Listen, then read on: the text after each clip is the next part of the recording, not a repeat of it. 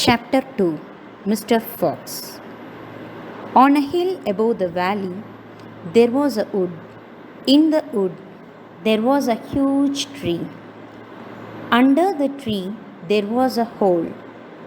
In the hole lived Mr. Fox and Mrs. Fox and their 4 small foxes.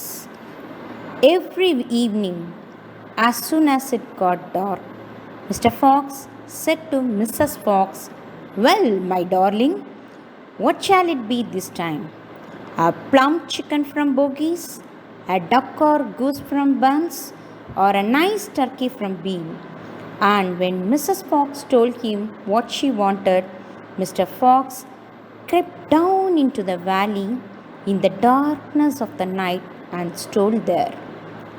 Bogies and Buns and Bean knew very well what was going on, and it made them wild with rage.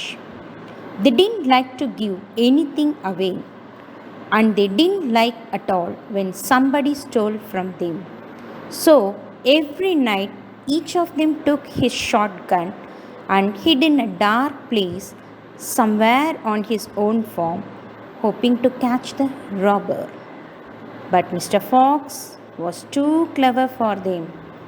He always approached a farm with the wind blowing in his face, and this meant that if there was any man in the shadows ahead, the wind carried the smell of that man to Mr. Fox's nose far away.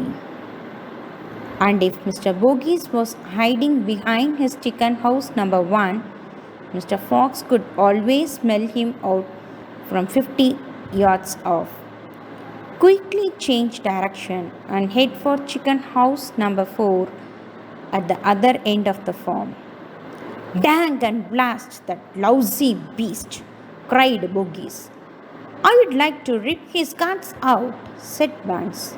"He must be killed," cried Bean. "But how?" said Bogies.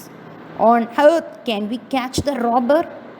Bean picked his nose delicately with a long finger. "I have a plan," he said. "You never had a good, clever plan yet," said Buns.